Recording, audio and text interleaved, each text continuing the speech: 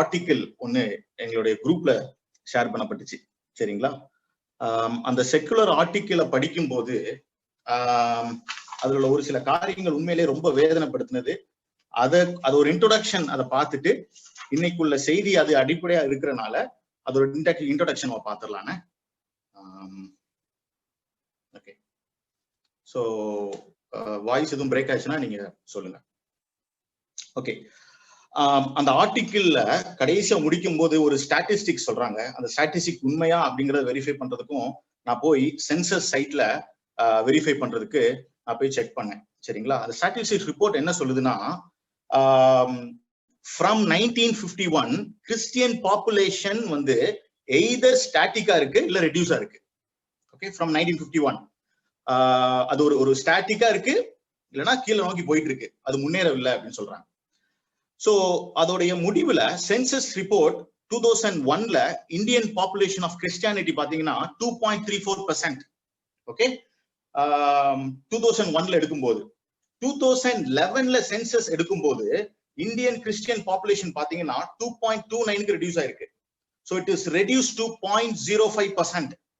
Okay, 10 வருஷத்துல 0.05% Indian Christian population வந்து reduce ஆயிடுச்சு. இது வந்து சென்சஸ் நம்மளுக்கு கொடுக்கக்கூடிய ஒரு தகவல். சென்சஸ் சைட்ல போய் பார்த்தோம், அது நீங்க வெரிஃபை பண்ணிக்கலாம். சரியா? சோ இந்த செக்குலர் ஆர்டிக்கிள்ல சொல்லப்பட்ட காரியம் என்னன்னா, கிறிஸ்டியன் பாப்புலேஷன் வந்து ரொம்ப கூடிட்டு இல்ல, அதே நேரத்துல அது வந்து என்ன ஆகுதுன்னா ஸ்டாட்டிக்கா இருக்கு, அது ரெடியூஸ் ஆயிட்டு இருக்கு அப்படின்னு சொல்றாங்க. ஆனா 2001ல இருந்து 11 வரைக்கும் நம்மளுக்கு நல்லா தெரியும், நம்ம இருக்கக்கூடிய காலங்கள் தான் அது இல்ல. சோ இந்த நாட்கள்ல நம்ம பார்த்துட்டு தான் இருக்கோம், கூட்டத்துக்கு பஞ்சமே கிடையாது. எங்க பார்த்தாலும் கூட்டம். நம்ம தமிழ்நாட்டுல ஏகப்பட்ட பெரிய பெரிய கூட்டங்கள், சர்ச்சஸுக்கு பஞ்சம் இல்ல.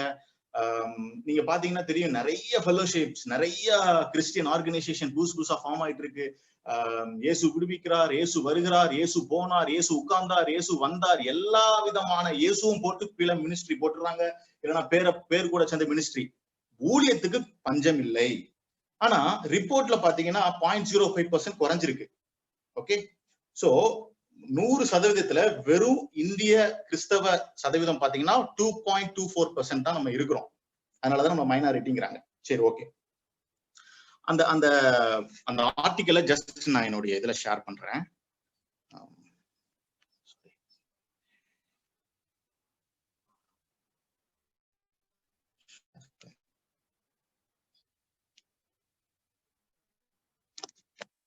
ஓகே, என்னோட ஸ்கிரீன் தெரியுதுன்னு நினைக்கிறேன். இது த பிரிண்ட் அப்படின்னு சொல்லி ஒரு செக்குலர் ஆர்டிக்கல். ஓகேங்களா? ஒருவேளை நிறைய நீங்க வாசித்திருப்பீங்க. இது வந்து இதுல பாத்தீங்கன்னா அதுல என்ன சொல்றாங்கன்னா, டோன்ட் லிசன் டு விபிஹெச். விபிஹெச்னா என்ன எனக்கும் தெரியல, நான் என்னன்னு போய் பார்த்தேன். நம்ம RSS மாதிரி ஒரு பெரிய குரூப் இது. என்ன குரூப் அப்படின்னா விஸ்வ ஹிந்து பரிசக் அப்படின்னு சொல்றாங்க. அந்த பரிசக், அந்த விஸ்வ ஹிந்து பரிசக் உடைய அவங்கள பார்த்து சொல்றாங்க, எப்பா டோன்ட் லிசன் டு அவங்க விபிஹெச்.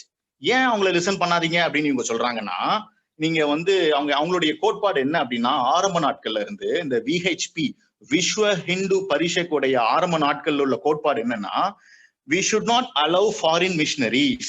ஏன்னா கிறிஸ்தவர்களை கன்வெர்ட் பண்ணிட்டே இருக்காங்க. கிறிஸ்தவர்கள் வெளிநாட்டுல இருந்து வந்து இங்க நிறைய கன்வெர்ட் பண்றாங்கன்னு ஒரு பெரிய குற்றச்சாட்டு அவங்களுக்கு இருந்துச்சு. சரிங்களா? அதனாலதான் நிறைய ஃபாரின் மிஷினரிஸ் அலோவ் பண்ணல. 1980sல பாத்தீங்கன்னா நிறைய ஃபாரின் மிஷினரிஸ் இந்தியால ஒர்க் பண்ணிட்டு இருந்தவங்கள உடனே போக சொன்னாங்க. எக்ஸாம்பிள் பாத்தீங்கன்னா மக்குண்டான்னு சொல்லி ஒரு பெரிய மிஷன் ஹாஸ்பிட்டல் இருக்கு, அதை எடுத்து செஞ்சுட்டு இருக்கிற ஒரு யூஎஸ் சேர்ந்த ஒரு மிஷினரி அம்மாவை இமிடியேட்டா போக சொன்னாங்க 1980ல. சரிங்களா? ஒரு எக்ஸாம்பிள். அதனாலதான் நிறைய பெர்சிக்யூஷன் நடந்துச்சு. இப்ப பாத்தீங்கன்னா கிரெகான் ஸ்டைம்ஸை வந்து அடிச்சு கொன்னாங்க. ஏன்னா இவன் வந்து மதம் மாத்திட்டு இருக்கான், ஃபாரினர் வந்து இங்க வந்து மதம் மாத்திட்டு இருக்கான்னு சொல்லி கிரெகான் ஸ்டைம்ஸை அடிச்சு கொன்னாங்க. இது எல்லாமே இந்த விஹெச்பி இந்த மாதிரி ஹிந்துத்துவா நடந்த பின்னணி இருக்கக்கூடிய அவங்ககிட்ட இருந்து வந்த எதிர்ப்பு. அவங்களோட குற்றச்சாட்டுல உள்ள மெயின் குற்றச்சாட்டு என்ன, இவங்க வந்து ஃபாரினர்ஸ் வந்து கன்வெர்ட் பண்றாங்க, கன்வர்ஷன் நிறைய ட்ரை பண்றாங்க, நம்ம நாடு ஹிந்து நாடு அப்படின்னு சொல்லிட்டு அவங்களோட குற்றச்சாட்டு. ரெண்டாவது என்னன்னா, we should not allow foreign resources of money அப்படின்னு சொல்லிட்டு, இவங்க காசு நிறைய ஃபாரின்ல இருந்து வருதுன்னு சொல்லி இவங்க ஸ்டாப் பண்ணாங்க. அது ரீசெண்டா கம்பேஷன் இன்டர்நேஷனல் சொல்லி ஒரு பெரிய நிறுவனம் இருக்கு, அந்த நிறுவனத்துல இருந்து வரக்கூடிய ஃபண்டை 2017ல இந்தியால ஸ்டாப் பண்ணிட்டாங்க. சோ இதனால பாதிக்கப்பட்ட சென்டர்ஸ் பாத்தீங்கன்னா 585 சென்டர்ஸ் நம்மள இந்தியாவில பாதிக்கப்பட்டுச்சு. 1,45,000 சில்ட்ரன்ஸ் வந்து இதனால பாதிக்கப்பட்டாங்க. சரிங்களா? சோ நிறைய காசு வருது ஃபாரின்ல இருந்து, இதனாலதான் இவன் வந்து கன்வெர்ட் பண்ணிட்டு இருக்கான் அப்படின்னு சொல்லி இவங்க வந்து அதை நோக்கி கொஞ்சம் அப்படியே போய்கிட்டு இருக்காங்க. நான் எதுக்கு இதெல்லாம் சொல்றேன் அப்படின்னா, கொஞ்சம் கொஞ்சமா நம்மளுடைய சூழ்நிலைகளையும், நானும் நீனும் ஒரு கிறிஸ்தவனா இருக்கணுமே, நம்ம இதுக்கு எப்படி ரெஸ்பாண்ட் பண்ணணும், நம்ம எப்படி இதுக்காக வாழணுங்கிறதுக்காக இதோட பின்னணியை கொடுக்குறேன். சரிங்களா? சரி, இந்த பத்திரிகை த பிரிண்ட் அப்படிங்கிற பத்திரிகையில ஒரு ஆள் திலீப் அப்படிங்கிற ஒரு ரிப்போர்ட்டர் எழுதுறாரு, don't listen to VHP and panic. அப்பா நீ பயப்படாத. ஏன் பயப்படாத? Christianity is failed project in India அப்படின்னு சொல்றாரு. சரிங்களா? இதுக்கு கவுண்டரா இன்னொரு இது வந்து செப்டம்பர் 9ல ரிலீஸ் ஆச்சு. செப்டம்பர் 14ல கவுண்டர் பண்ணி இதே பிரிண்ட் செகுலர் ஆர்டிகல்ல இருந்து இன்னொன்னு எழுதுனாங்க, இல்ல அப்படிலாம் கிடையாது அப்படின்னு சொல்லி எழுதுனாங்க. ஓகே, நம்ம அதை பார்க்க வேண்டாம், அதையும் படிச்சோம். பட் அது டிஃப்ரெண்ட். சரிங்களா? இப்போ இவங்க சொல்லக்கூடிய Christianity is failed project in India அப்படின்னு சொல்லக்கூடிய காரணம் என்ன அப்படின்னு சொல்லி யோசிக்கும் போது, அவங்க சொல்லக்கூடிய காரியம், கிறிஸ்டியானிட்டி ஏன் failure, why no future in India, அவங்க சொல்லக்கூடிய காரியம் என்னன்னா, Christianity failed in India and why no, அதாவது ஃபியூச்சரே கிடையாதுங்கிறாங்க. சரிங்களா? சோ இதுக்கு வந்து காரணம் என்ன அப்படின்னு சொல்லி அவங்களுடைய குறிப்பா ஒரு 5 ரீசன்ஸ் கொடுக்குறாங்க. ரீசன் சொல்றதுக்கு முன்னாடி அவன் சொல்லக்கூடிய காரியம், எப்பா in spite of 200 years of ruling, 200 வருஷத்துக்கு மேலாக ஆங்கிலேயர்கள் கிறிஸ்தவர்கள் ஆண்டிருக்காங்க. அப்படி இருந்தும் ஸ்டாட்டிஸ்டிக்ஸ் சொல்லுது நீ இன்னும் குறைஞ்சிட்டே தான் போற, இல்ல எய்தர் ஸ்டாட்டிக்கா இருக்க அப்படின்னு சொல்லுது.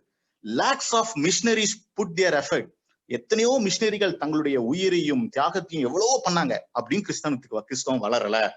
பெரிய பெரிய ஆர்கனைசேஷன் நிறைய லட்சக்கணக்கான அமௌண்ட்டை ஸ்பெண்ட் பண்ணாங்க இந்தியாவுல, அப்படியும் கிறிஸ்தவம் வளர. ஏன் அப்படின்னு சொல்லி ஒரு 5 ரீசன் இந்த ஆர்டிகல்ல கொடுக்குறாங்க. நான் ஒரு 3 ரீசன் மட்டும் உங்களுக்கு நான் சொல்றேன். அதுல வந்து நம்பர் 1 ரீசன் என்ன அப்படின்னா, ஏன் ஃபெயிலியர் ஆச்சு அப்படின்னு சொல்றாங்கன்னா, doing social work, spending money, helping people in India, இதெல்லாம் எதுக்கு இவங்க பண்ணாங்க அப்படின்னா, கன்வெர்ட் பண்றதுதான் எங்களுடைய நோக்கமா இருந்துச்சு. சோஷியல் ஒர்க் பண்ணாங்க, ஸ்பெண்டிங் மணி நிறைய கொடுத்தாங்க, மக்களுக்கு உதவி செஞ்சாங்க. இதோடைய பின்னணி என்ன, கன்வெர்ட் பண்ணாங்க அப்படின்னு சொல்றாங்க. அதனாலதான் இது வந்து ஒரு இம்மாரல் ஆக்டாவே கொண்டு வந்தாங்களாம். இந்த மாதிரி கன்வெர்ட் பண்றாங்க, இந்த மாதிரி சோஷியல் ஒர்க் பண்ணி இப்ப நான் காசு கொடுக்குறேன், அதோட மோட்டிவ் வந்து இவனை எப்படியா கன்வெர்ட் பண்ணிடணும் அப்படிங்கிற மோட்டிவ் கண்டுபிடிச்சாங்கன்னா சட்டத்திலே அது வந்து ஒரு சட்டமா கொண்டு வந்திருக்காங்க. ஆனா அது உண்மையாங்கிறது அது வேற கதை, நம்ம பார்ப்போம். 2வது காரணம், இந்த இந்த ஏன் ஃபெயிலியர் அப்படின்னு சொல்றாங்கன்னா, it doesn't go beyond caste. இது வந்து அவங்க என்ன சொல்றாங்க அப்படின்னா, அப்பர் காஸ்ட் கிறிஸ்டியானிட்டி பீப்புள் வந்து லோயர் காஸ்ட் கிறிஸ்டியானிட்டி பீப்புளை ஹேட் பண்ணாங்கன்னு சொல்றாங்க. அதையும் தாண்டி இன்னொன்னு என்ன சொல்றாங்க, சர்ச் லீடர்ஷிப்ல அப்பர் காஸ்ட் ஆட்கள் தான் இருந்தாங்களாம். இவங்க சொல்ற குற்றச்சாட்டுல சர்ச்ல லீடர்ஷிப் பொசிஷன்ல அப்பர் காஸ்ட் பீப்புள் தான் இருந்தாங்களாம். சரிங்களா? 2வது குற்றச்சாட்டு, இது வந்து ஒரு காஸ்ட தாண்டி இவங்க போகல, அதனாலதான் ஃபெயிலியர் அப்படின்னு சொல்றாங்க. 3வது குற்றச்சாட்டு, இந்த ரிலீஜியஸ் ஸ்பிரிட் ஆஃப் கிறிஸ்டியானிட்டி வந்து சர்விங் த புவர் அப்படின்னு சொல்லி அவரே சொல்றாரு. அது பைபிள் ஒரு வசனம் கோட் பண்றாரு. ஒரு கிறிஸ்தவம்னாலே புவருக்கு ஹெல்ப் பண்ணக்கூடிய, ஒரு நான் சேவை செய்யக்கூடிய ஒரு ஒரு மதம் தானே, சர்விங் த புவர் தானே. ஆனா இத கிறிஸ்தவங்க செய்யல. Most of the important Christian institute in India is serving the poor அப்படின்னு சொன்னா இல்லைங்கிறாங்க. அவங்க சர்வ் பண்ணலன்னு சொல்றாங்க. ஓகே, என்ன காரணம்னா, ஒன்லி எலைட் பீப்புள் தான் ஒரு சில இன்ஸ்டிடியூட்ல படிக்க முடியறதான் இன்னைக்கு வரைக்கும். எஸ்பெஷலா அர்பன் இடத்துல புவர் கிட்ஸால போக முடியல. சரிங்களா? சரி, நான் ஒரு 3 ரீசனை கொடுத்துருக்கேன். இன்னும் 2 ரீசன் அதுல இருக்கு, நீங்க படிச்சு பாத்துக்கோங்க. அப்போ சரி, இந்த 3 ரீசன் ஆராய்ந்து பார்க்கும்போது எவனோ ஒருத்தன் எழுதுறான், ஒரு ஆர்டிகல் இருக்கு, அதுல உண்மைதானா அப்படின்னு பார்க்கும்போது, ரீசன் காசுக்காக தான் சோஷியல் ஒர்க் பண்ணி, இல்ல காசு செலவழிச்சு மக்களுக்கு ஹெல்ப் பண்ணி நான் கன்வெர்ட் பண்றேனா அப்படின்னு நான் யோசித்து பார்த்தா, உட்கார்ந்து அமைதியா யோசித்து பார்த்தா என்னால ஒத்துக்கிட முடியல. நான் அப்படி பார்க்கல. இல்ல நிறைய பேர் நம்ம பார்க்க முடியல. ஒருத்தருக்கு நான் உதவி செய்யறேன், ஒரு சேவை உள்ளத்தோடு உதவி செய்யறேன்னா எப்படியாவது இவனை கன்வெர்ட் பண்ணிடணும் அப்படிங்கிற எண்ணத்துல பண்ணக்கூடிய கூட்டம், கிறிஸ்தவ கூட்டத்தை நான் பார்க்கல. அது என் மனசு ஒத்து போகல. நீங்க மேபி பார்த்திருக்கலாம். 2வது காரணம், காஸ்ட தாண்டி இந்த கிறிஸ்டியானிட்டி போகல, காஸ்டையும் உள்ள வச்சிருக்கு அப்படின்னா, yes, it is very true. என்னுடைய சர்ச்ல நடந்த சம்பவங்கள் உண்டு, என் கண்ணால பார்த்திருக்கேன். நீங்களும் அக்ரி பண்ணுவீங்க. கிறிஸ்தவத்துக்குள்ள, சர்ச்சுக்குள்ள காஸ்ட் அப்படிங்கிற ஒரு பெரிய ஒரு காரியம் இருக்கிறத நீங்க ஒத்துக்கிடுவீங்க. 3வது, இது வந்து கிறிஸ்தவ கல்வி நிறுவனங்கள் நிறைய இருக்கு. இன்னைக்கு பாத்தீங்கன்னா நம்ம கிறிஸ்தவங்கள் தான் நிறைய கல்வி நிறுவனங்களை கொடுத்தாங்க, நிறைய படிப்பை கொடுத்தாங்க. ஆனா கிறிஸ்தவ கல்வி நிறுவனங்கள்ல நல்லா காசு உள்ளவங்க தான் படிக்க முடியும் அப்படிங்கிற ஒரு சில கல்வி நேரங்கள் இருக்கு. ஒத்துக்கிறீங்களா அப்படின்னு கேட்டீங்கன்னா நான் பார்த்திருக்கேன், ஒத்துக்கிட முடியும். எங்க குடும்பத்துல நடந்த காரியங்கள் உண்டு. நான் என்னுடைய ஒய்ஃப் வந்து ஒரு காலேஜ்ல, பிரபலமான காலேஜ்ல படிச்சா, கிறிஸ்தவ கல்லூரியில. நான் இதை எழுதும்போது அவட்ட கேட்டேன், சே எஸ் ஆர் நோ, ஒரே ரீசன் தான் வேணும். நீ உன் காலேஜ்ங்கிறதுனால நீ இதை சொல்லக்கூடாது. 6 years நீ காலேஜ் படிச்சிருக்க, அதனால சொல்லக்கூடாது. ஸ்ட்ரெயிட் ஃபார்வர்டா ஒரே ரீசன் தான் வேணும். உங்க காலேஜ்ல ஒரு பக்கா கிறிஸ்டியன் கல்லூரியில நீ படிச்ச, அதுல ஒரு ஏழை மாணவன் படிக்க முடியுமான்னு கேட்டேன். ஒரே வேர்டு தான், sir yes or no, no explanation அப்படின்னு சொன்னேன். நோ அப்படின்னா, படிக்க முடியாது அப்படின்னா. That is fact, that is fact. Okay, so இவன் எழுதக்கூடிய இந்த இந்த இந்த பிரிண்ட் அப்படிங்கிற இந்த பத்திரிகையில எழுதக்கூடிய காரியங்கள் ஒருவேளை நம்மளை ரொம்ப, ஒருவேளை இதை எதுக்கு நான் இந்த காரியத்தை எக்ஸ்பிளைன் பண்றேன் அப்படின்னா, இதை குறித்து யோசிக்கும் பொழுது மிகவும் ஒரு வேதனையான ஒரு ஒரு ஒரு சூழ்நிலையில தான் நம்ம இருந்து கொண்டிருக்கிறோம். ஓகே,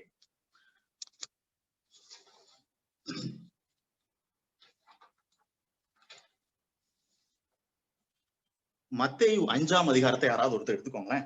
எல்லாருமே எடுத்துக்கலாம். மத்தேயு 5ஆம் அதிகாரம் 13ஆம் வசனத்துல இருந்து 15ஆம் வசனத்துக்கு யாராவது ஒருத்தர் வாசிங்களேன். மத்தேயு 5, 13 to 15 எல்லாருமே எடுத்துக்கலாம். யாராவது ஒருத்தர் வாசிங்க.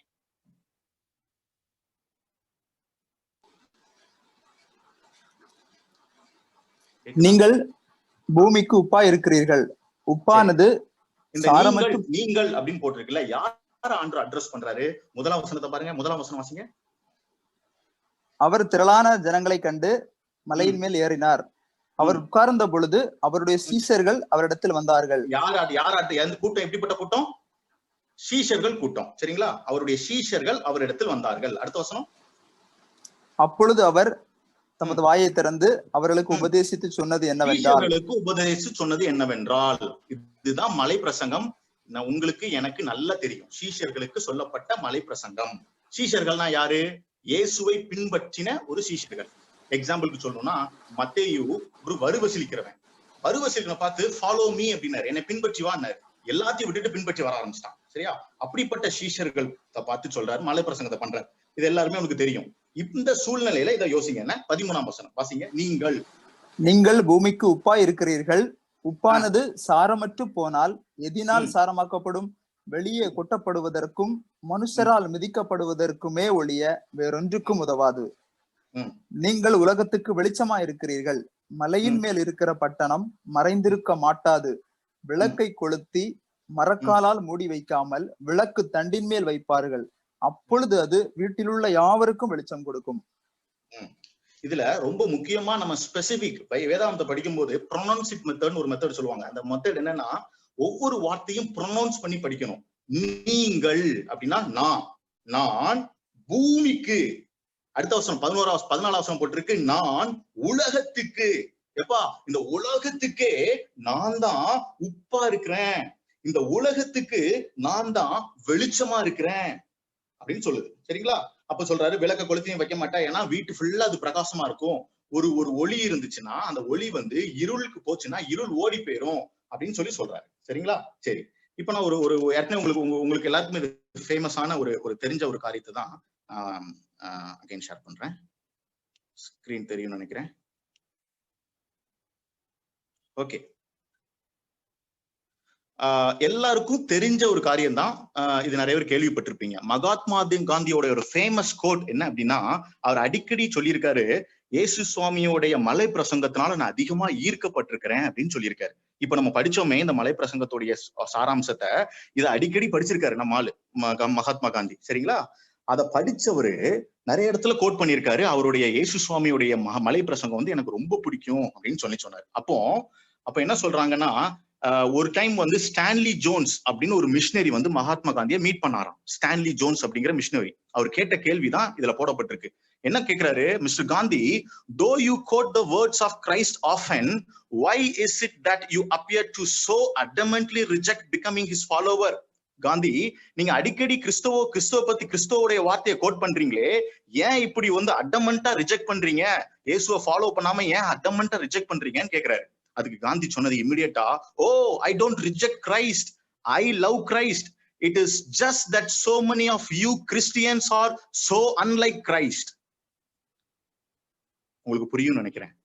அப்பா, நான் கிறிஸ்துவ ரிஜெக்ட் பண்ணல, நான் கிறிஸ்துவை நேசிக்கிறேன். ஆனா so many of you Christians, நீங்களும் நானும் அப்படி இந்த கிறிஸ்தவன் சொல்லக்கூடிய நீங்களும் நானும் கிறிஸ்துவ போல இல்லாதனால நான் ஃபாலோ பண்ணலன்னு சொல்றாரு. Very simple.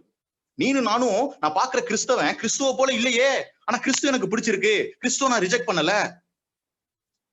திருப்பியும் அதுல சொல்றாரு, if Christians would really live according to the teachings of Christ as found in the Bible, all of India would be the Christian today. இது அவர் சொன்னது. அப்ப ஏன் இப்படி சொல்றாருன்னு சொல்லி அவரை யோசித்து பார்த்தாங்களாம். ஏன் இப்படி இவ்வளவு ஒரு வருத்தம், ஏன் கிறிஸ்தவர் மேல இவ்வளவு வருத்தம், இவருக்கு வந்து அவ்வளவு வருத்தம் இவருக்கு கிறிஸ்தவ மேல வந்திருக்கு, என்ன காரணம்னு யோசிக்கும் போது ஒரு சம்பவம் நடந்திருக்கு ஒரு வாழ்க்கையில, அது ரீசனா இருக்கலாம் அப்படின்னு சொல்றாங்க. இவரு காந்திஜி வந்து மகாத்மா காந்திஜி வந்து சவுத் ஆப்பிரிக்கால பிராக்டிஸ் பண்ண போனாராம். அவருடைய லாவை படிச்சுட்டு பிராக்டிஸ் பண்றதுக்காக சவுத் ஆப்பிரிக்கால இருந்திருக்காரு. அப்பந்தான் இந்த மலை பிரசங்கத்தை படிச்சு அவர் மலை பிரசங்கத்தினால ஈர்க்கப்பட்டு, கிறிஸ்து இப்படி சூப்பரா இருக்காரு, கிறிஸ்துவ போல நம்ம இருக்கணுமே அப்படின்னு சொல்லி அவருடைய பிரசங்கங்கள் மலை பிரசங்கத்தை பார்த்துட்டு அவர் வந்து ரொம்ப ஈர்க்கப்பட்டாராம். அப்ப எப்படியாவது இந்த நம்ம இது ஏதாவது ஒரு சர்ச்சில் ஒரு ப்ரோக்ராம் ஏதாவது ஒரு வர்ஷிப் பண்றதுக்கு அட்டன் பண்ணுமேன்னு சொல்லிட்டு பக்கத்துல இருக்கக்கூடிய ஒரு சர்ச்சுக்கு போயிருக்காரு மகாத்மா காந்தி.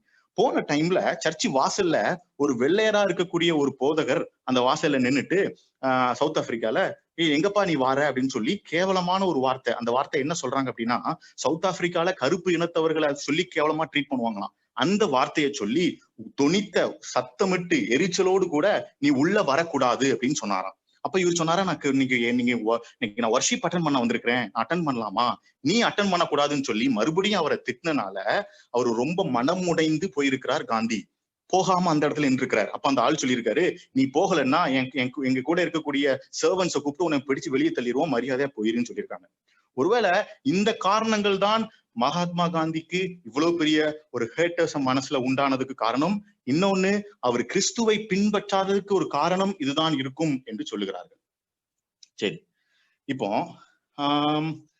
இந்த இந்த இந்த நான் சொன்னேன், நீனும் நானும் தான் பூமிக்கு உப்பு, நீனும் நானும் தான் இந்த பூமிக்கு வெளிச்சமா இருக்கிறோம் அப்படின்னு சொன்னேன். அப்போ இந்த பூமிக்கு உப்புன்னு சொல்லும் போது, நம்ம சாம்பார் வச்சீங்கன்னா, உங்களுக்கு சாம்பார் வைக்க உங்களுக்கு தெரிஞ்சுன்னா அது ரொம்ப ஈஸியா இருக்கும். நான் சொல்றது, இப்போ சாம்பார் வைக்கிறோம்னா சில டைம்லாம் சாம்பார்ல மிக்ஸ் போடுறது, சாம்பார் பவுடர் போட்டு காய்கறி எல்லாம் போட்டும் போது எப்பவுமே வைக்கிற மாதிரி வச்சா சில டைம் டேஸ்டே இருக்காது, ஒரு மாதிரி சப்புன்னு இருக்கும். என்னடா ஏதோ சம்திங் மிஸ்ஸிங் ஒரு மாதிரி ஒரு டேஸ்ட்லெஸ்ஸா இருக்கும்.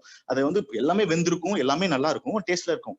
எக்ஸ்ட்ரா ஒரு 1/2 ஸ்பூன் நீங்க ஒரு உப்பு போட்டீங்கன்னு வச்சுக்கோங்களேன், அவ்வளவு டேஸ்டா மாறிடும். ஒருவேளை அது சமையல் தெரிஞ்சவங்களுக்கு அது தெரியும், டேஸ்டே மாத்தி கொடுக்கும். ஓகே, அப்போ உப்புன்னு என்ன, எதை ஆண்டவர் மீன் பண்றாரு, எப்பா நீ உலகத்துக்கு ஒப்பா இருக்குன்னா நீ தான் வந்து உலகத்துக்கே டேஸ்ட் கொடுக்குறாளே, உன்கிட்ட தானையா தெய்வம், உண்மையான தெய்வம் இருக்கான். கிறிஸ்தவனாகிய நீனும் நானும் தான் இந்த உலகத்துக்கு சுவை கொடுக்கிறவனா இருக்கணும்.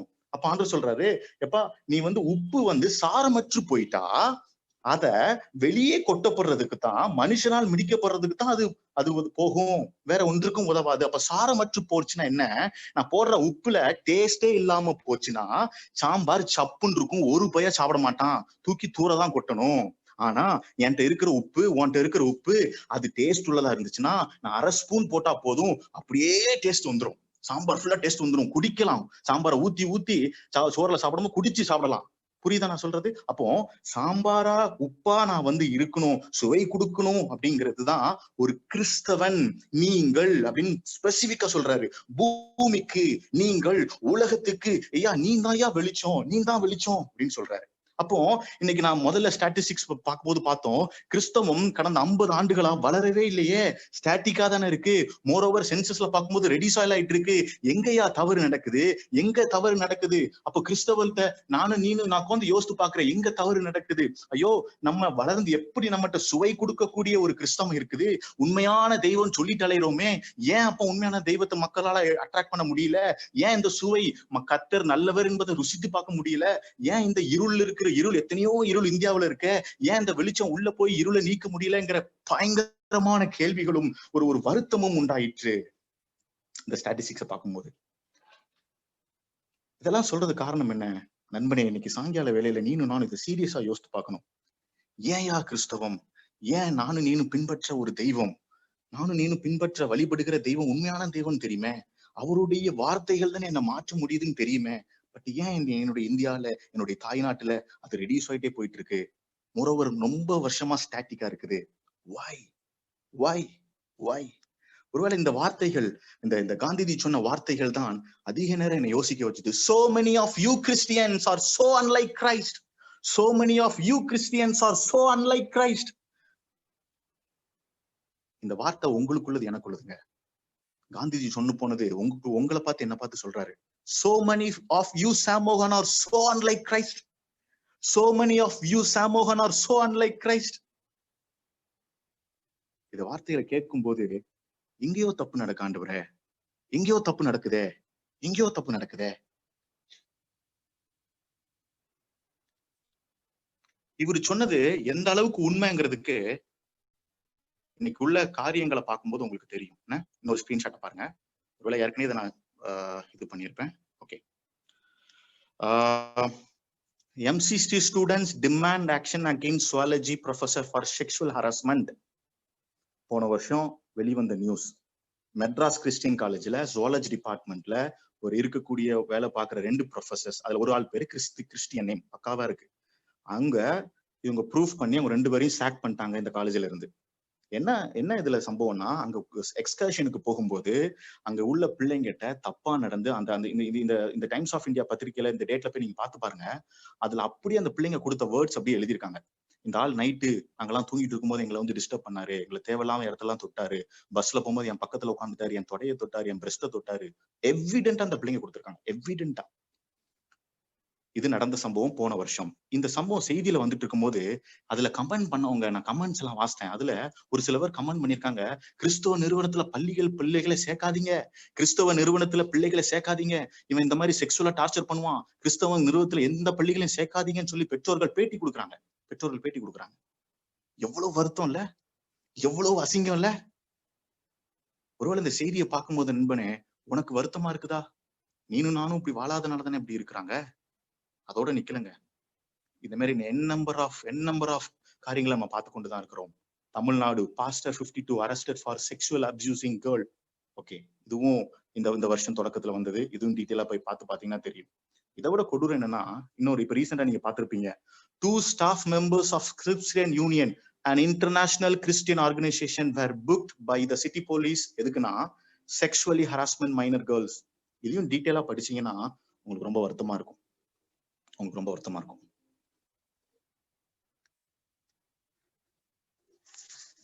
ஒருவேளை நான் சொல்ற காரியத்தை நீங்க ஃபாலோ பண்ணிட்டு இருக்கீங்க நான் நம்புறேன். ஆண்டவருடைய மலை பிரசங்கத்தை படிச்சுட்ட காந்திஜி சொன்ன statement, so many of you Christians are so unlike Christ. இது காந்திஜி 50 வருஷத்துக்கு முன்னாடி வாழும் போதும் அப்படித்தான் இருந்துச்சு. இன்னைக்கு இருக்கிற சூழ்நிலையில உங்களுக்கு ஸ்கிரீன்ஷாட் நீங்க பாத்தீங்க, பத்திரிகையில வரக்கூடிய காரியம் இன்னைக்கு அப்படிதான் இருக்குது. எங்கேயா நடந்துச்சு? என்ன பிரச்சனை நடந்துச்சு? What went wrong? என்ன தவறு நடந்துச்சு? நான் உட்காந்து யோசித்து பார்க்கும் பொழுது என்னுடைய செய்தியோட தலைப்பே என்ன அப்படின்னா, ஃபேன் ஆர் அ ஃபாலோவர். இயேசுவை அட்மையர் பண்ணி அவருக்கு ரசிகனா இருக்கக்கூடிய கிறிஸ்தவன் தான் இன்னைக்கு இருக்குதே தவிர உண்மையான கமிட்டட் ஃபாலோவர்ஸ் இல்லை. ஐ ரிப்பீட், இயேசுவை உண்மையாய் பின்பற்றக்கூடிய கமிட்டட் ஃபாலோவர்ஸ் இல்ல. அட்மையர் பண்றாங்க. இயேசுவை அட்மையர் பண்ணி they are becoming a fan. Are you a fan or follower? இதுதான் என்னுடைய செய்தியோட தலைப்பு. Are you a fan or follower? Fan அப்படிங்கிறதுக்கு என்ன ஒரு ஒரு ஒரு ஒரு ஒரு ஒரு காரியம் அப்படின்னா, அவங்க எப்படி இருப்பாங்கன்னா, யோவான் 6ஆம் அதிகாரம் 2ஆம் வசனத்துல ஒரு வசனம் இருக்கு, நான் வாசிக்கிறேன். யோவான் 6:2. அவர் வியாதிக்காரர்களில் செய்த அற்புதங்களை திரளான ஜனங்கள் கண்டபடியால் அவருக்கு பின் சென்றார்கள். இயேசுவை ஏன் பின் சென்ற? இயேசுவை நீ ஃபாலோ பண்ண, வியாதிக்காரர்களுக்கு அதே அற்புதங்களை திரளான ஜனங்கள் பார்த்ததுனால அவரை பின் சென்றாங்க. This is the definition of fan. நானும் நீனும் இன்னைக்கு இயேசுவை ஏன் பின்பற்றுறோம், இயேசு ஏன் தெய்வம் சொல்றோம்னா, எனக்கு என்ன கிடைக்கும், எனக்கு என்ன லாபம், உங்கள் துக்கம் சந்தோஷமாய் மாறும். இன்னைக்கு இருக்கிற போஸ்டர்ஸ் எல்லாத்தையும் பாருங்க, நம்ம வீட்டுல இருக்கக்கூடிய ஒவ்வொரு இதுவும், உங்கள் துக்கம் சந்தோஷமா மாறும், நீ ஆசீர்வாதமா இருப்பாய், நீ செழிப்பாய், மென்மேலும் ஆசீர்வதிக்கப்படுவாய். பட் ஃபாலோவருடைய வசனம் என்ன தெரியுமா? லூக்கா 9ஆம் அதிகாரம் 23ஆம் வசனம். இந்த வசனத்தை எந்த வீட்லயாவது நீங்க ஹேங் பண்றது பாத்திருப்பீங்களா? எந்த வீட்லயாவது போஸ்டர்ல பாத்திருப்பீங்களான்னு பாத்தீங்கன்னா போட மாட்டோம். ஏன் போட மாட்டோம்? எடுத்து வாசிங்க. லூக்கா 9ஆம் அதிகாரம் 23ஆம் வசனம். பின்பு அவர் எல்லோரையும் நோக்கி, ஒருவன் என்னை என் பின்னே வர விரும்பினால் அவன் தன்னைத்தான் வெறுத்து தன் சிலுவையை அனுதினமும் எடுத்துக்கொண்டு என்னை பின்பற்ற கடவன். இந்த வார்த்தைய எந்த வீட்லயும், எந்த போஸ்டர்லயோ, எந்த கேலண்டர்லயும் நீங்களும் பார்க்கவே முடியாது. ஏன்னா a decision to follow Christ is decision to die. I repeat, a decision to follow Christ is to decision to die. இயேசுவை பின்பற்ற வேண்டும் என்று ஒருவன் ஆண்டவர் சொல்றாரு, நீ என்ன பின்பற்றி வரணும்னு விரும்புறியா, சாகணும்ங்கறாரு. சாகணும்னு சொல்றாரு. a committed follower இருக்கணும் அப்படின்னா ஆண்டவர் சொல்றது, நீ என்ன பின்பற்றி வரணும் விரும்புறியா மகனே, அவன் தன்னைத்தான் வெறுத்து அனுதினமும் சிலுவை எடுத்து என் நோக்கி பின்பற்றி வாங்குறார். இது எல்லாரும் பின்பற்றிடுவாங்களா? இன்னைக்கு இருக்கிற கிறிஸ்தவம் வெறும் 2.3% தாங்க இருக்கிறோம். இதுல நீங்க கையில விட்டு விரல விட்டு எண்ணிடலாம் எத்தனை பேர் ரட்சிக்கப்பட்டிருக்கிறாங்க. முன்னாடி கிறிஸ்டியனான்னு கேட்பாங்க, அதுக்கப்புறம் இப்பெல்லாம் எப்படி கொஞ்ச நாள் கேட்க ஆரம்பிச்சாங்கன்னா பிலீவரான்னு கேட்பாங்க. பிலீவர்னா என்ன? இயேசுவை ஏற்றுக்கொண்டவன் பிலீவர். கிறிஸ்தவன்னா நாமினல் கிறிஸ்டியன், அவன் வந்து பேரு கிறிஸ்தவன், பிறந்தல இருந்து கிறிஸ்தவன். அதை தாண்டி இப்போ என்ன கேட்க ஆரம்பிச்சிட்டாங்கன்னா பிலீவர். இப்போ அதையும் தாண்டி நீ டிசைபிளான்னு கேட்கறாங்க. நீ பிலீவரா இருந்தா போதாது, disciple. Disciple is the one who follow Christ. நீ ஆண்டவரை ஃபாலோ பண்ற ஃபாலோவரான்னு கேக்குறாங்க. காஸ்பல்ல மொத்த காஸ்பலையும் நீங்க எடுத்து பார்க்கும்போது 5 டைம்ஸ் பிலீவ் இன் மீ அப்படின்னு இயேசு சுவாமி சொன்ன வார்த்தைகளை பதிவிட்டு இருக்காங்க. Believe in me. whereas 20 times follow me இருக்கிறோம். காஸ்பல் 4 காஸ்பல் எடுத்து பாத்தீங்கன்னா 20 தடவை follow me அப்படிங்கிற வார்த்தை இருக்குதான். ஆனா வெறும் 5 தடவை தான் believe in me. what is believe in me? இயேசுவை நம்பினால் நான் அவருடைய பிள்ளை ஆகிறேன். அதானே யோவான் 3:16 நான் ஏற்றுக்கொள்றேன், அவ்வளவுதான். யோவான் 3:16 தான் எல்லா கூட்டங்களிலும் சொல்லப்படுகிறது. எல்லாரும் இயேசுவை ஏற்றுக்கொள்றான், அதோட நின்றுறான், ஒரு ஃபேனாவே இருந்துடுறான். ஆனா ஃபாலோ மீ அப்படின்னு சொல்லும் போது அதுக்கு விலைக்கிரயம் தேவை. ஒருவன் என்னை பின்பற்றி வர விரும்பினால் அவன் அனுதினமும் தன் சிலுவை எடுத்து என்ன கொண்டு பின்பற்றி வரணுங்கிறாரு. அப்போ நான் ஏற்கனவே சொன்னேன், ஃபாலோவர் அப்படின்னு சொல்லும் போது a decision to follow Christ is to decision to die அப்படின்னு சொன்னேன். Jesus is not interested in enthusiastic admirers. இயேசு சுவாமி இயேசு அப்படியே அட்மையர் பண்ணி இயேசு சூப்பர், நல்லா பண்றாரு, சூப்பர் சூப்பர் அப்படின்னு சொல்றவங்கள ஆண்டவர் விரும்புறது இல்ல. But he wanted completely committed followers, not just casual call followers. இயேசு சுவாமி கம்ப்ளீட்டா கமிட்டடா ஃபாலோ பண்ணக்கூடிய ஆட்களை தான் தேடுகிறார். Are you a fan or follower? நண்பனே, இந்த சாயங்கால வேலையில செய்தியை கேட்டுக்கொண்டிருக்கிற நீ, ஆண்டவர் இன்னைக்கு நம்மளை பார்த்து கேட்கிறார், மகனே இத்தனை 2000 வருஷம் வந்துட்டியா உன் இந்தியாவுல, நம்மளுடைய ஊர்ல 2000 வருஷம் வந்துட்டு சுவிசேஷம் அறிவிக்கப்பட்டு வெறும் 2.3% தான் இருக்கிறோம். ரொம்ப ஸ்டாட்டிக்கா போய் இருந்துட்டு இருக்கு, கொஞ்சம் கூட இன்க்ரீஸ் ஆகல. அது காரணம் என்ன தெரியுமா? so many of us are not unlike Christ. so many of you and me not unlike Christ. ஒருவேளை நண்பனே நீனு நானும் இயேசுவை போல வாழ்ந்திருந்தனா அன்னைக்கு மகாத்மா காந்தி மிகப்பெரிய லீடர், பெரிய படித்த அறிவுள்ளவர், இயேசுவை பின்பற்றிருப்பாரு. கொஞ்சம் யோசித்து பாருங்க, மகாத்மா காந்தி மட்டும் இயேசுவை பின்பற்றி இருந்தனா இந்தியாவில எத்தனை பெரிய தாக்கத்தை அவர் உண்டு பண்ணிருக்க கூடும். இந்தியாவில எத்தனை நண்பர்கள், எத்தனை மத்த இனத்தவர்கள் இயேசு அறிந்திருக்க வாய்ப்பு வந்திருக்கும். இது காரணம் நீங்களும் நானும் தானே. ஆண்டவரை உண்மையாய் பின்பற்றக்கூடிய சீஷர்கள் எல்லாம் போயிட்டாங்க. வெறும் ஃபேனா தான் இருந்திருக்கிறோம். எப்படி செக் பண்றது நீ ஃபேனா இல்ல ஃபாலோவரான்? எப்படி செக் பண்றது? யோவான் 5ஆம் அதிகாரத்தை அதே எடுத்துக்கோங்க. மத்தேயு 5ஆம் அதிகாரத்தை எடுத்துக்கோங்க. மலை பிரசங்கத்தை எடுத்துக்கோங்க.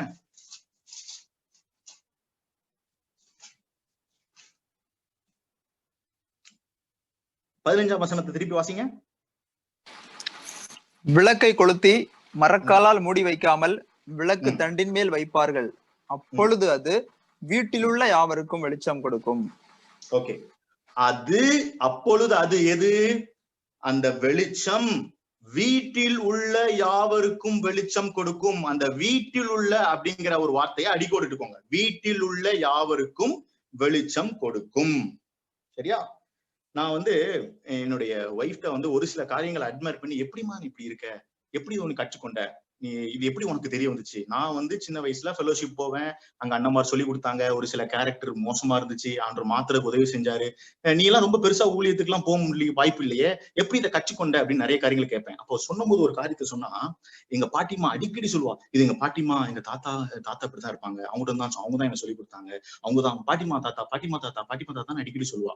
அப்போ ஒரு நாள் கேட்கும்போது, அந்த பாட்டிமா தாத்தா கிட்ட இருந்து எப்படி நீ இப்படி கற்றுக்கொண்டேன்னு கேட்டேன்.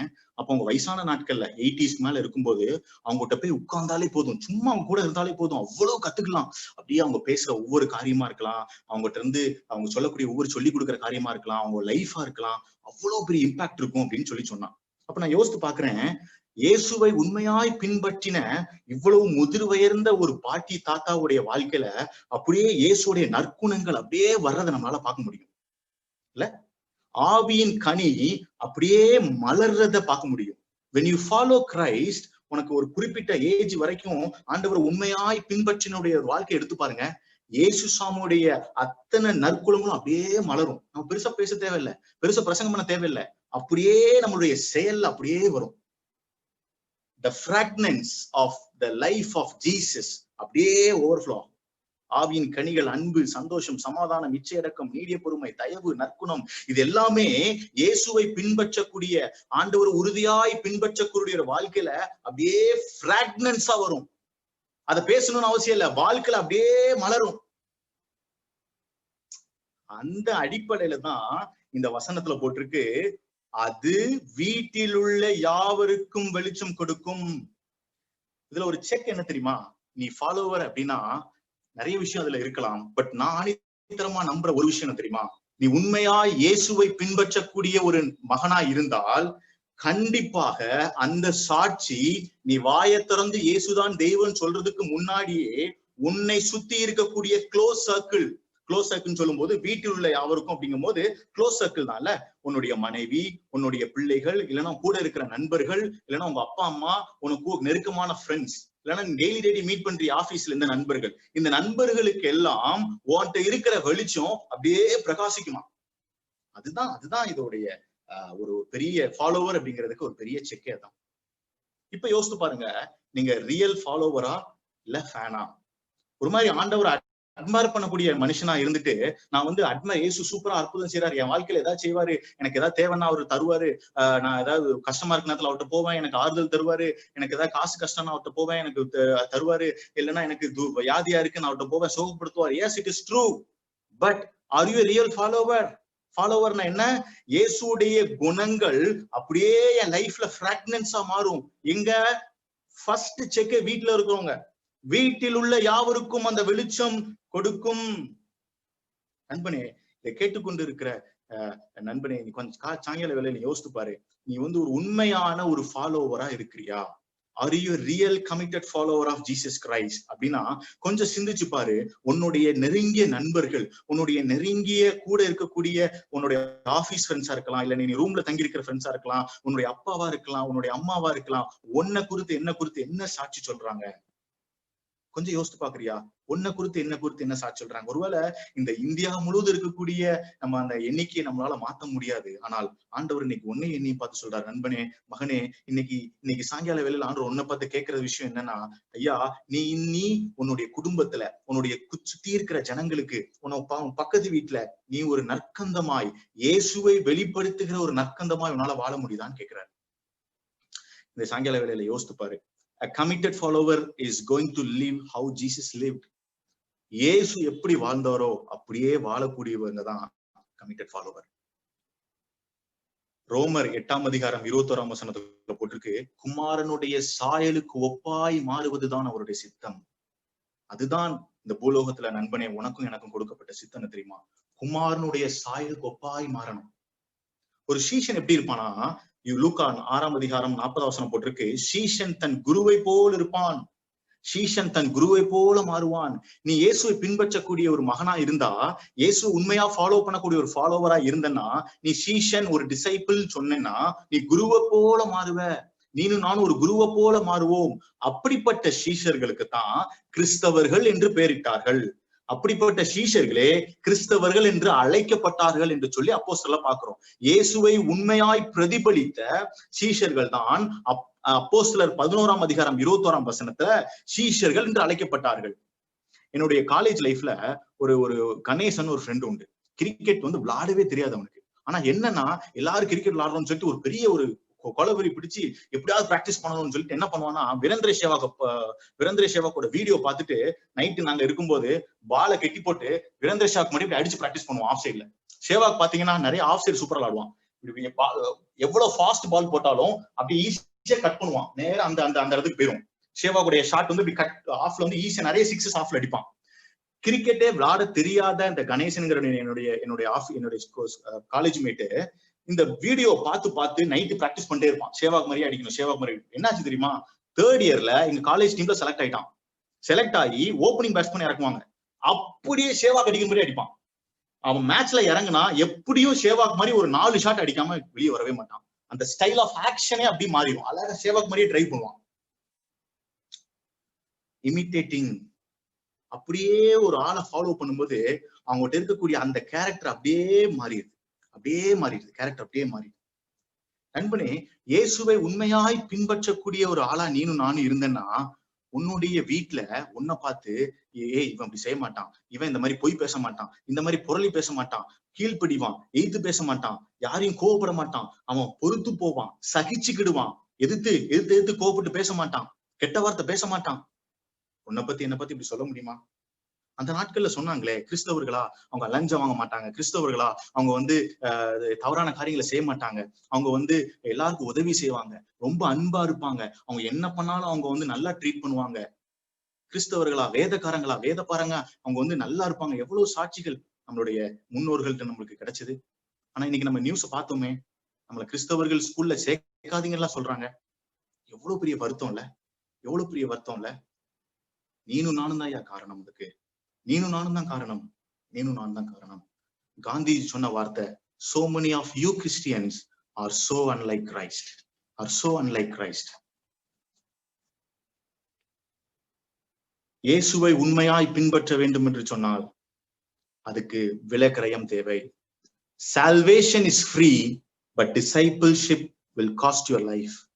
Salvation is free, discipleship will cost your life அப்படின்னு சொல்றாங்க.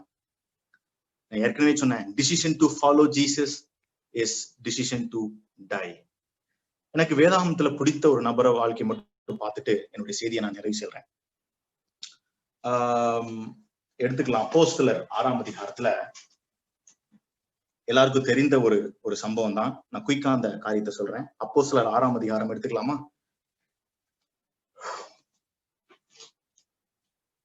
ஸ்தேவான் அப்படிங்கிற ஒரு நபருடைய வாழ்க்கையை நம்ம பார்த்தா நம்மளுக்கு தெரியும். ஸ்தேவான், இந்த ஸ்தேவானுடைய வாழ்க்கையை பாத்தீங்கன்னா எக்ஸாக்டா ஏசு கிறிஸ்து அப்படியே ரெப்ளிகேட் பண்ணிருப்பான். சரிங்களா? நான் குயிக்கா இந்த காரியத்தை கோ த்ரூ பண்றேன், டைம் லிமிட்டா இருக்கிறனால. ஓகே, ஸ்தேவான் இயேசுவை போலவே வாழ்ந்தான் அப்படிங்கிறதுக்கு நிறைய சான்றிதழ் இந்த 2 அதிகாரத்துல இருக்கு. ஒருவேளை இந்த வேதாகம் முழுவதிலும் பாத்தீங்கன்னா ஸ்தேவானுடைய வாழ்க்கைய 2 அதிகாரத்துல கொடுக்கப்பட்டிருக்கு.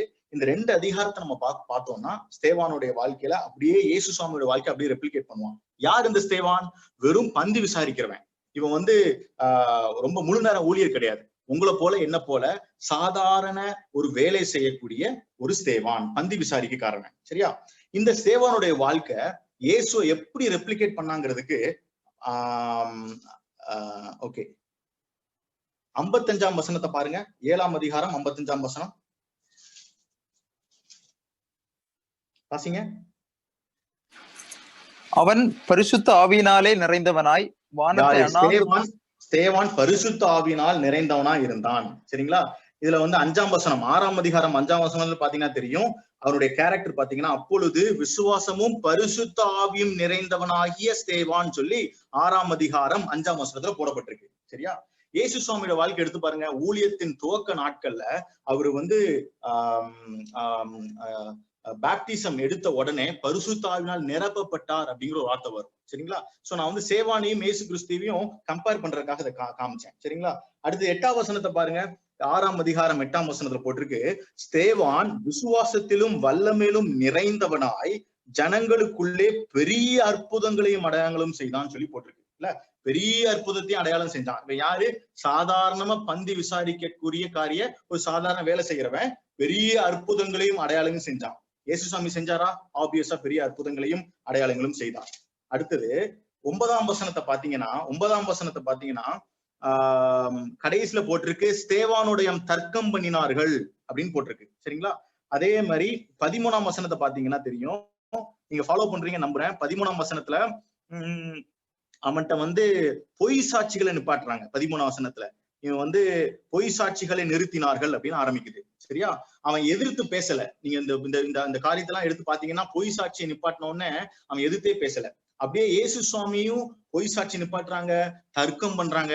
அவரு ப்ரூஃப் பண்றதுக்காக எதிர்த்து பேசவே இல்லை. ஸ்தேவானும் அதே போல வாழ்றான். சரியா? இயேசு சுவாமி அவர் வையப்படும் போது பதில் வையாமலும் நியாயமாய் தீர்ப்பு செய்யறதுக்கு தன்னை ஒப்பு கொடுத்தாருன்னு சொல்லி வசனம் போட்டிருக்கு. சரியா? இயேசு சுவாமி போலவே வாழ்ந்திருக்கிறான். அப்புறம் பாத்தீங்கன்னா 15ஆம் வசனத்துல அவன் முகம் தேவதூதன் போல் இருக்க கண்டார்கள். 15ஆம் வசனம் கடைசி பகுதி போட்டிருக்கு, அவன் முகம் தேவதூதன் முகம் போல் இருக்க கண்டார்கள். இயேசுசாமியோட வாழ்க்கை மறுரூபமாகிற முறையில அப்படியே தேவதூதர் போல மாறுறாரு இல்ல. நான் கம்பேர் பண்றேன். ஓகே. அடுத்தது பாத்தீங்கன்னா ஸ்தேவான்ட்ட 17ஆம் அதிகாரம், அதாவது 7ஆம் அதிகாரத்துல 7ஆம் அதிகாரம் 17ஆம் வசனத்தை பாத்தீங்கன்னா, ஓகே, 17ஆம் வசனத்துல நெக்ஸ்ட் அதிகாரத்துல ஸ்தேவான்ட்ட பொய்யா குற்றம் சுமத்துறாங்க. குற்றம் சுமத்தின உடனே அவனுக்கு ஒரு சான்ஸ் தராங்க, நீ பேசுப்பா அப்படின்ட்டு. அப்போ பேசும்போது ஹோல் பைபிளும் பேசுறான் ஸ்தேவான். அதான் 7ஆம் அதிகாரத்துல போட்டிருக்கோம். என்டையர் பைபிளையும் பத்தி பேசுறான். ஆபிரகாம் பத்தி பேசுறான், ஈசாக்கு, யாக்கோபு, 12 கோத்திரத்தை பத்தி பேசுறான், யோசேப்பு பத்தி பேசுறான், அடிமையா தானியம் இருந்தது, பஞ்சத்துல இருந்தது யோசேப்பு பத்தி சொல்றான், எகிப்துல அடிமைத்தனத்தை பத்தி பேசுறான், மோசே, யோசுவா, தாவீது, சாலமோன், எல்லா தீர்க்கதரிசிகளும் பேசுறான். சோ இதுல இருந்து தெரிஞ்சு கொள்ள விஷயம் என்னன்னா, he had a very biblical knowledge. பைபிள ஃபுல்லா தெரிஞ்சு வச்சிருந்தான். சரிங்களா? இயேசு சுவாமியும் பார்க்கும்போது அவர் வேதத்துக்கும் அவர் கொடுத்த வேதத்தோட இம்பார்ட்டன்ஸுக்கும் பழைய ஏற்பாட்டுல இருந்து இயேசு சுவாமி கோட் பண்ண காரியத்தையும் பார்க்கும்போது ரொம்ப ரொம்ப மேட்ச் ஆகும். 57ஆம் வசனத்தை பாத்தீங்கன்னா கொடூரமாய் கொலை கொள்றாங்க. ஸ்தேவான கொடூரமா கொள்றாங்க. இயேசு சுவாமியும் சிலுவையில கொடூரமா கொல்லப்பட்டார். 59ஆம் வசனம் பாருங்க, 7ஆம் அதிகாரம் 59ஆம் வசனத்துல, அப்பொழுது கர்த்தராகி இயேசுவே ஆவியை ஏற்றுக்கொள்ளும் என்று ஸ்தேவான் தொழுது கொள்ளுகையில் அவனை கல்லெறிந்தார்கள். சேம் வேர்ட் யூஸ் பண்றான், என் ஆவியை ஏற்றுக்கொள்ளும் அப்படின்னு ஸ்தேவான் ஒரு வார்த்தை யூஸ் பண்றான். உங்களுக்கு தெரியும் இயேசு சுவாமியும் சிலுவையிலையும் அதே வார்த்தையை பயன்படுத்துகிறார். இதை விட பியூட்டி என்னன்னா அடுத்த வசனம் 60ஆம் வசனம், அவனோ முழங்கால் படியிட்டு ஆண்டவரே இவர்கள் மேல் இந்த பாவத்தை சுமத்தாதரும் என்று மிகுந்த சத்தமிட்டு சொன்னான். இப்படி சொல்லி நித்திரை அடைந்தான். மன்னிக்கிற குணம். இயேசுவும் அதே சொல்றார், பிதாவே இவர்களை மன்னியும், தாங்கள் செய்கிறது இன்னதென்று அறியாதிருக்கிறார்கள். இயேசு எப்படி வாழ்ந்தாரோ அதே போல ஸ்தேவான் வாழ்ந்து காமித்தான். ஒருவேளை ஆண்டவரை போலவே வாழ்றதுக்கு உங்களுக்கு ஒரு பெரிய ஆதாரத்தை ஆண்டவர் இங்க கொடுத்துட்டு போயிருக்கிறாரு. நீங்க வீட்டுல போய் மெதுவா இந்த 2 அதிகாரத்தையும் அப்போஸ்தலர் 6-7ஆம் அதிகாரத்தை வாசித்து பாருங்க.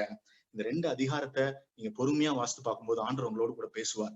ஸ்தேவான் எப்படி ஒரு சாதாரண பந்தி விசாரிக்கிற வேலையை செஞ்சவன் இயேசுவை போலவே ரிஃப்ளெக்ட் பண்ணிட்டாங்க. இயேசுவை போலவே வாழ்ந்தான். பெரிய பலத்த அற்புதத்தை செஞ்சான். தர்க்கம் பண்ணும்போது எதிர்த்து பேசல. தேவதூதன் முகம் போல இருந்துச்சு. அவனை கொடூரமா கொல்லும் போதும் கூட பகைவர்களை மன்னிச்சான். ஆண்டவரே இவங்க மேல சுமத்திராதீங்கன்னு சொல்லி மன்னிச்சான். ஸ்தேவான் இஸ் ஈக்குவல் டு ஜீசஸ் சொல்ற அளவுக்கு வாழ்க்கையை வாழ்ந்து காமிச்சான். நான் சொன்னேன், சமுதாயத்துல இன்னைக்கு கிறிஸ்தவர்கள் அப்படின்னு சொல்லக்கூடிய பெர்சன்டேஜ் குறைஞ்சிட்டே போகுது, மோரோவர் ஸ்டாட்டிக்கா இருக்குன்னு சொன்னேன். ஏன் ஆண்டவரை பத்தி சொல்லணும்? ஏன் நான் இயேசுவை பத்தி மத்தவங்க அறிவிக்கணும்? ஏதாவது ஸ்ட்ராங் ரீசன் இருக்க முடியுமா? ஏன் இயேசுவை பத்தி நான் மத்தவனுக்கு அறிவிக்க முடியும்? ஒருவேளை கிரெகாம் ஸ்டெயின்ஸ் அந்த அம்மா அந்த 2 பிள்ளைங்களையும் அந்த கிரெகாம் ஸ்டெயின்ஸையும் அவங்க ஜீப்ல வச்சு எரிச்சு 3 வரையும் அட் டைம் கொன்னதுக்கு அப்புறமும் அதே இடத்துல 20 வருஷம் பணி செஞ்சுட்டு 20 வருஷத்துக்கு அப்புறம் ரிட்டையர்மெண்ட்டுக்கு ஊருக்கு போறாங்க. யோசித்து பாருங்க, அப்படி என்ன இருக்கு? அப்படி என்ன இயேசுவை பத்தி சொல்றதுக்கு என்ன இருக்கு? அப்படி என்ன ஒரு காரணம் இருக்க முடியும்? எப்பா, தன் சொந்த புருஷனையும் பிள்ளையும், தான் பெற்ற பிள்ளை 2 பிள்ளையும் சின்ன பசங்க அவங்கள கொடூரமாய் கொலை செய்து அப்படி ஒரு நடந்த ஒரு காரியத்துல கணவன் இறந்ததுக்கு அப்புறமும் ஒரு தாயாக ஒரே ஒரு பொம்பளை பிள்ளையும் சேர்ந்து அதே இடத்துல 20 வருடம் திருப்பி பணியாற்றுறதுக்கு காரணம் என்ன? ஏன் அப்படி இயேசுவை இவங்க சொல்றதுக்கு என்ன ரீசன்? நிறைய நேரம் யோசித்து பாருங்களேன், நம்ம இயேசுவை மத்தவங்களுக்கு சொல்றதுக்கு காரணம் நமக்கு ஒரு வேலிடான காரணமே இல்ல தெரியுமா? நீங்க இயேசு மத்தவங்களுக்கு சொல்றீங்களா? ஏன் நம்ம அதை சொல்லணும்? நான் நல்லா சாப்பிட்டுட்டு நான் இயேசுவை பின்பற்றிட்டு போயிடலாமே. யோசித்து பாருங்க, இயேசுவை உண்மையாய் பின்பற்றினா அவர் என்ன பண்ணாரோ அதன்படி தானும் செய்ய வேண்டும் சொல்லி வசனம் போட்டிருக்கு. அவர் செய்தபடியே தானும் செய்ய வேண்டும். என்ன செஞ்சாரு? அவர் என்ன செஞ்சாரு? அவருடைய பிரதானமா வேலை என்ன பண்ணாரு? சுவிசேஷத்தை பிரசங்கிச்சார். கிரேட்டஸ்ட் கமிஷன் என்ன? உலகமெங்கும் போய் சுவிசேஷத்தை பிரசங்கம். ஆண்டு உங்களுக்கும் எனக்கு சொன்ன ஒரு கட்டளை, எல்லாருக்கும் போய் சுவிசேஷத்தை சொல்லு. சரி, அப்படி சொல்லி அதுக்கு ஒரு ஸ்ட்ராங் ரீசன் இருக்கணும்ல. என்ன ரீசன்? இயேசுவை மற்றவர்களுக்கு உண்மையாய் நான் சொல்லணும்னா எனக்கு ஒரு ஸ்ட்ராங் ரீசன் இருக்கணும். அதாவது பேஷன் அப்படின்னு ஒரு வார்த்தை இருக்குல்ல, பேஷன். இயேசுவை மத்தவங்களுக்கு சொல்லணும்னா ஐ நீட் அ பேஷன். அந்த பேஷன் எப்படி வரும்? ஒரு ஸ்ட்ராங் ரீசன் இருக்கணும். இப்போ இந்த கிரகாம் ஸ்டெயின்சர் அம்மா யோசித்து பாருங்க, புருஷன் செத்துட்டாரு, கண்ணு அவங்க 2 பேரையும் பிள்ளைங்களையும் எரிக்கிறாங்க. எரிச்சதுக்கு அப்புறமும் என்னையா ரீசன்? அப்படி அவங்க பாட்டுக்கு இந்த கொடூரமான மக்களையா இவங்க என்னையும் கொன்றுவாங்க, எங்க புருஷனை கொண்டவங்க என் 2 பிள்ளைங்களை, ஐயோ பரிதாபம். கொஞ்சம் அதாவது கல்யாணம் ஆகி ஒரு பிள்ளைன்னு நம்மளுக்கு வந்துச்சுன்னாதான் தெரியும் அதோடைய வருத்தம். அது வரைக்கும் அது தெரியாது. கல்யாணம் ஆகி நம்மளுக்குன்னு ஒரு பிள்ளை வரும்போது அந்த பிள்ளைக்கு ஒரு கீறல் விழும்போது எந்த அளவுக்கு வலிக்குங்கிறது கல்யாணம் ஆன பிள்ளைங்க வந்தவங்களுக்கு தான் புரியும். என்ன அப்படி ஒரு ஆம்பளைக்கே வலிக்கும் போது பெற்றெடுத்த தாய் 2 பிள்ளைகளையும் இந்த மாதிரி கண் முன்பதாக எரிக்க ஒப்பு கொடுத்ததுக்கு அப்புறமும் என்ன ரீசன்? என்ன ரீசனா இருக்க முடியும்? இந்த மனுஷங்க என்னையும் கொன்றுவாங்கன்னு தெரியும், இவ்வளவு கொண்டவங்க என்னையும் கொன்றுவாங்கன்னு தெரியும். அப்படியும் அந்த இடத்துல இருந்து தான் தகப்பன் தன்னுடைய புருஷன் விட்டு சென்ற பணியை நான் தொடருவேன் என்று சொல்லி 20 வருஷம் வயசானதுக்கு அப்புறம் தான் அவங்க ஆஸ்திரேலியாவுக்கு போயிருக்காங்க. என்ன காரணமா இருக்க முடியும்? நானும் நீனும் இயேசுவை ஏன் மற்றவங்களுக்கு சொல்லணுங்க? என்ன ரீசன்? நீங்க அந்த ரீசனை கண்டுபிடிச்சிட்டீங்களா? ஒருவேளை இயேசுவை உண்மையாய் பின்பற்றுகிறவனால அவனால இயேசுவை தனக்கு மட்டும் வச்சுக்கிடவே முடியாதுங்க. தனக்கு மட்டும் வச்சுக்கிடவே முடியாது. கண்டிப்பா அடுத்தவங்களுக்கு அந்த ஃப்ராக்ரன்ஸ் போகும். நான் சொன்னேனே, இயேசுவை உண்மையாய் பின்பற்றக்கூடிய வாழ்க்கையில அப்படியே இயேசுவின் நறுமணம் அப்படியே வீசும். தன் வாழ்க்கை நிமித்தமாக எப்படியாவது இயேசுவை காமிச்சிருவான். நம்பர் 1. 2வது, அவன் வாயை அடக்கிட்டு இருக்க முடியாது. அவன் வாயை அடக்க முடியாது. ஏன்னா நான் சாப்பிட்டுட்டேன், இயேசுவை நான் ருசிச்சு பார்த்துட்டேன், இது டேஸ்டா இருக்கும்னு எனக்கு தெரியும். என்னால ஹோல்ட் பண்ண முடியாது. நீங்க அந்த ஸ்ட்ராங் ரீசனை கண்டுபிடிச்சிட்டீங்களா? ஒருவேளை எனக்கு சொல்லி கொடுத்த ஒரு ஸ்ட்ராங் ரீசன் அதை நான் சொல்லி நான் நிறைவு செய்யறேன். நண்பனே, இந்த சமுதாயத்துக்கு இயேசு தேவை. ஏன் தெரியுமா? ஏன் இயேசு தேவை தெரியுமா? நல்லா நல்ல நீங்க பல காரியங்களை யோசித்திருக்கலாம், பல உண்மைகள் அதுல இருக்கலாம். ஆனால் நான் கண்டுபிடித்த ஒரு காரியத்தை உங்களுக்கு சொல்றேன். இயேசுவை நான் மற்றவர்களுக்கு சொல்லணும். எதுக்கு தெரியுமா? நல்லா தெரிஞ்சுக்கோங்க. வேதத்துல சகையை பத்தி உங்களுக்கு தெரியும், சரியா? சகையுவை அந்த ஊர்ல இருக்கிற அம்புட்டு பேரும் பாவின்னு சொன்னான். எதுக்கு பாவின்னு சொன்னா?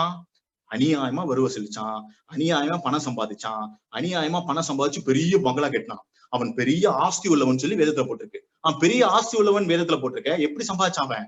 He was the chief tax collector. 100 பேரை வச்சு வேலை பண்ணியிருக்கான், சரிங்களா? ரோமர் ஆட்சியில யார் அதிகமா மக்கள்கிட்ட வரி வசூலிச்சு கொடுக்குறாங்களோ அவங்களதான் சீஃப் டாக்ஸ் கலெக்டர் வைப்பாங்களாம். அப்படி வேலை செஞ்சவன் தான் சகையு, சரியா? அப்படி வேலை செஞ்சவன் மக்களுடைய வயித்தை அடிச்சு பணத்தை வாங்கி அதிகமான வரிய ரோமர் ஆட்சி கொடுத்தது மட்டுமல்ல, தானும் வச்சு பெரிய பங்களா கட்டிட்டான். அப்ப ஊர்ல இருக்க எப்படி சொல்லுவான்? நல்லவன் நான் சொல்லுவான்? இல்ல, ஊர்ல இருக்க அம்புட்டு பேரும் பாவின்னு சொல்றான். இந்த சகையுவை இயேசு ஒரு நாள் சந்திக்கிறார். சந்திச்சோன்னே நடக்குது.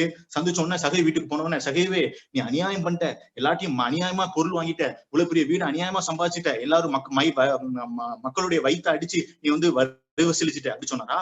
எதுவுமே சொல்லல. இயேசு வீட்டுக்கு போன உடனே இம்மிடியா சகையை சொல்றான், ஆண்டவரே, என் சொத்தனா பாதியை நான் ஏழை கொடுக்குறேன். நான் என் யார்ட்டையாவது அநியாயமா வாங்கியிருந்தா 4 times திருப்பி கொடுக்குறேன். See the character change.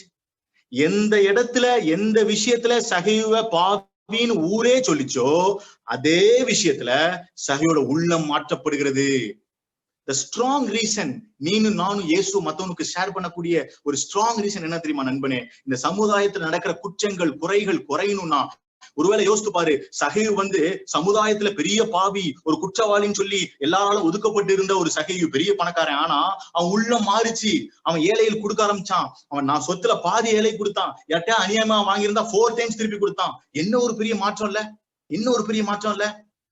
இப்ப சொல்லுங்க, ஒரு மனுஷனுக்குள்ள ஒரு பாவி, ஒரு துரோகி, ஒரு கொலைகாரன், ஒரு விபச்சாரக்காரன் ஒரு வேசித்தனம் பண்றவன், இந்த சமுதாயத்துல குற்றங்கள் வரக்கூடிய எண்ணி பண்ணக்கூடிய ஒருத்தனுக்கு இயேசு வேணும்னா அவன் இயேசு ஏற்றுக்கொண்டால் என்ன மாதிரி மாற்றம் ஏற்படும்?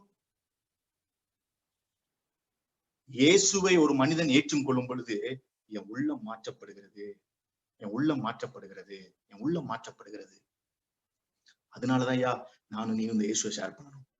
இந்த சமுதாயத்துல நிறைய பிரச்சனைகள் இருக்கு, நிறைய பிரச்சனை பண்றவங்க இருக்காங்க, நிறைய துரோகிகள் இருக்காங்க, நிறைய அநியாயம் பண்றவங்க. அவங்களுக்கு எல்லாம் இயேசு வேணும். ஏன் தெரியுமா? அவங்க உள்ளம் மாற்றப்படணுமே. நீ காசு கொடுத்துடலாம், பெருசு பெருசா உதவி பண்ணிடலாம், என்னனாலும் ஹெல்ப் பண்ணிடலாம். ஆனா நீ இயேசுவை கொடுக்காம விட்டுட்டேன்னா நீ அவனை இழந்துட்டேன்னு அர்த்தம். அவனை இழந்துட்டேன்னு அர்த்தம்.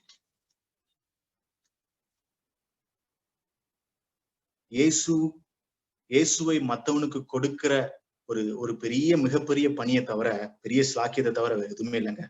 இப்படியா சொல்றாங்க, the greatest love என்ன தெரியுமா? to give Jesus to others. நீ ஒரு அன்புள்ளவனா, நீ உன் மனசுல அன்புள்ளவனா இருக்கணும்னா இயேசு மத்தவனுக்கு கொடுக்கிறவனா இருக்கணும்னு சொல்றாங்க. இன்னைக்கு நம்ம செய்தியை கொஞ்சம் அப்படி யோசித்து பாருங்க.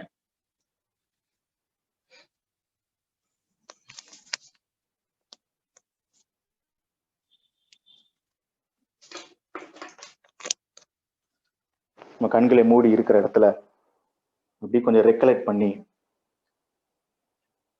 கொஞ்சம் அப்படி நம்ம சின்சியரா ஒரு 2 நிமிஷம் ஜோம் பண்ண போறோம். எல்லாருமே கண்களை மூடிக்கொள்ளலாம். நண்பனே, இந்த உலகத்துல கிறிஸ்தவம் அப்படின்னு சொல்லக்கூடிய காரியம் வெறும் 2% தாங்க இருக்கு. வெறும் 2.34% தான் இருக்கும். அது குறைஞ்சிட்டே தான் போகுது. 2.24ல போயிட்டு இருக்கு. இன்னைக்கு நிறைய பேர் நம்மளை பார்த்து கிண்டல் பண்றாங்கல்ல. நிறைய தலைவர்கள் நம்ம கிறிஸ்டியனையும் பார்த்து நம்ம அப்படி நடந்துக்கிறோம்ல, நம்ம அப்படி நடந்துக்கிறதுனால நம்மளை பார்த்து கிண்டல் பண்றாங்க. நானும் நீனும் ஒரு கிறிஸ்துவாய் வாழலையே, கிறிஸ்துவை உண்மையாய் பின்பற்றக்கூடியவனாய் வாழலையே, அதனாலதான் நம்மளை பார்த்து கிண்டல் பண்றாங்க. Can you take a decision today? ஆண்டவரே, நான் ஒரு ஃபேனா இருக்க மாட்டேன் சுவாமி. I want to be a real follower of Christ. உண்மையாய் இயேசுவை பின்பற்றக்கூடிய நபராய் மாறுவேன். என்கிட்ட இருக்கக்கூடிய வெளிச்சம் என் வீட்டுல இருக்கிற எல்லாருக்கும் பிரகாசிக்கணும் சுவாமின்னு சொல்லி ஒப்பு கொடுப்பீங்களா? எல்லாருமே ஜெபிக்கலாம். ஆண்டவரே, நான் உண்மையான வாழணும் சுவாமி. இயேசுவை உண்மையாய் பிரகடனப்படுத்துகிற, இயேசுவை என்னுடைய வாழ்க்கையில வாழ்ந்து காமிக்கிற ஒரு கிறிஸ்தவனா நான் வாழணும் சுவாமி. என் கூட இருக்கிற மனைவி, என்னுடைய பெற்றோர்கள், என்னுடைய பிள்ளை, என் கூட இருக்கிற நண்பன், என் பக்கத்து வீட்டுக்காரங்க, நான் ஆபீஸ்ல டெய்லி சந்திக்கிறவன் என்னை பார்த்து சொல்லணும், அவன் கிறிஸ்தவன், அவன் பொய் பேச மாட்டான், கிறிஸ்தவன், அவன் புரளி பேச மாட்டான், அவன் கோபம் அடைய மாட்டான், எரிச்சல் அடைய மாட்டான், பதிலுக்கு தப்பா பேச மாட்டான், செக்ஷுவல் ஜோக் அடிக்க மாட்டான், தவறான படங்களை பார்க்க மாட்டான். உன்னை என்னை பார்த்து அப்படி சொல்ல முடியுமா தம்பி? நண்பனே, உன்னை என்னை பார்த்து அப்படி சொல்ல முடியுமா? நானும் நீனும் அப்படி வாழாம கிறிஸ்துவ போலவே வாழாம விட்டுட்டோமே. Can you take a decision? ஆண்டவரே, ஸ்தேவானா போல நான் வாழுவேன் சுவாமி. என்னுடைய எல்லா வாழ்க்கையில நான் ரிஃப்ளெக்ட் பண்ணுவேன், ஜீசஸை ரிஃப்ளெக்ட் பண்ணுவேன். குமாரனுடைய சாயலுக்கு ஒப்பாய் மாறுவதுதான் ஆண்டவரே, ஆண்டவர் உம்முடைய சித்தம் என்று சொல்லி ரோமர்ல போடப்பட்டிருக்கிறதே. உம்முடைய சாயலுக்கு ஒப்பாய் நான் மாற வேண்டும். கிறிஸ்துவின் சாயலுக்கு ஒப்பா நான் மாறிடணும் ஆண்டவரே.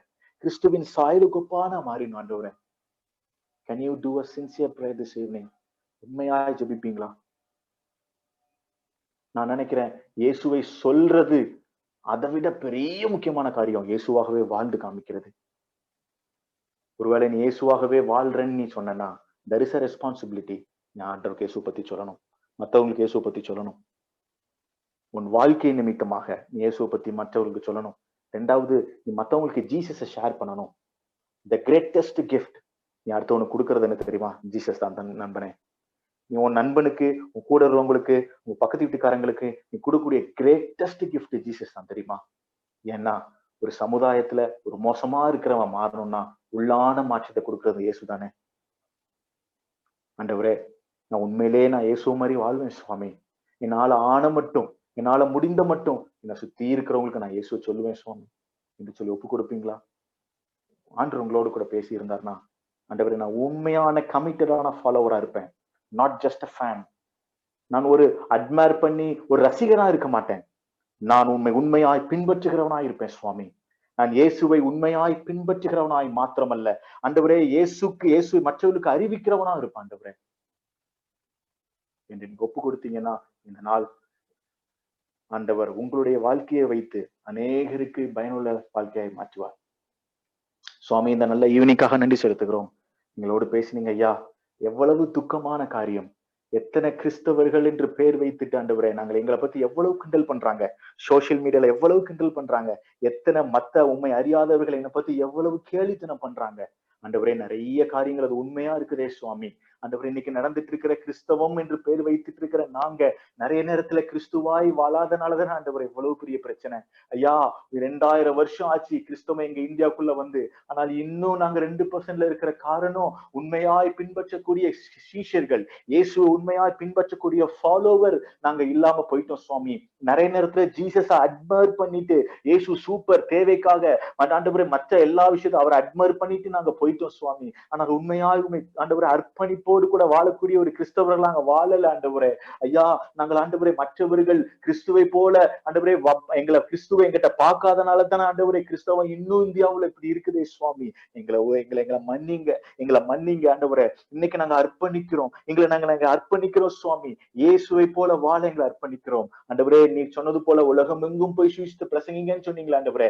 ஈக்குவல் ரெஸ்பான்சிபிலிட்டியாக மற்றவர்களுக்கு சுத்தீரருக்கு இயேசுவை கொடுப்பதற்கு, எங்களுடைய வாழ்க்கை நிமித்தமாக இயேசுவை கொடுப்பதற்கு, மற்றவருக்கு இயேசுவை ஷேர் பண்றதுக்கு எங்களுக்கு உதவி செய்யும். எங்களை ஒப்புக் கொடுக்கிறோம், தாழ்த்துக்கிறோம். இயேசு கிறிஸ்து மூலம் ஜெபிக்கிறோம் நல்ல பிதாவே. ஆமென்.